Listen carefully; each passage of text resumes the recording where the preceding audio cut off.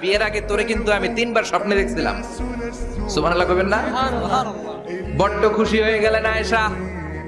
এরপরে বললেন 3 বার স্বপ্ন দেখার পরে তোমার ব্যাপারে মনের মধ্যে কেমন কেমন যেন ভালো লাগে। তারপরে একটা ছোট্ট কাগজের মধ্যে, জান্নাতি কাগজ, রেশমি কাপড়ের মধ্যে তোমার চেহারাটা এনে জিব্রাইল বললেন, দেখেন নবী কেমন লাগে। আমি কইলাম ভালো লাগে। কার মেয়ে? আপনার বন্ধু আবু বকরের মেয়ে। বিয়ে করবেন নাকি? বিশ্বনবী বললেন, ও জিব্রাইল, তুমি যদি ঘটক হও, আল্লাহ যদি হয় কাজী, আমি মুহাম্মদ বিয়েতে রাজি। সুবহানাল্লাহ পড়েন। বিয়ে হয়ে গেল, কিন্তু ঘরে দামি ফার্নিচার নাই, টাকা পয়সাও তেমন নাই, কিন্তু আছে খালি সুখ। আছে কি?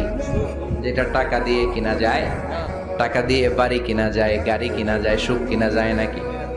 টাকা দিয়ে বিছানা কিনা যায়, বালিশ কিনা যায়, ঘুম কিনা যায় নাকি? কথা বলেন। এজন্য সুখ দেয়ার মালিক কে? বিয়ের আগে তোরে কিন্তু আমি 3 বার স্বপ্নে দেখছিলাম। সুবহানাল্লাহ কইবেন না? বড্ড খুশি হয়ে গেলেন আয়েশা। এরপরে বললেন, 3 বার স্বপ্ন দেখার পরে তোমার ব্যাপারে মনের মধ্যে কেমন কেমন যেন ভালো লাগে।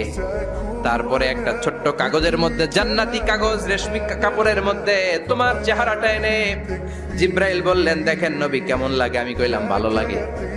কার মেয়ে? আপনার বন্ধু আবু বকরের মেয়ে। বিয়ে করবেন নাকি? বিশ্বনবী বললেন, ও জিব্রাইল, তুমি যদি ঘটক হও, আল্লাহ যদি হয় কাজী, আমি মুহাম্মদ বিয়েতে রাজি। সুবহানাল্লাহ পড়েন। বিয়ে হয়ে গেল, কিন্তু ঘরে দামি ফার্নিচার নাই, টাকা পয়সাও তেমন নাই, কিন্তু আছে খালি সুখ। আছে কি?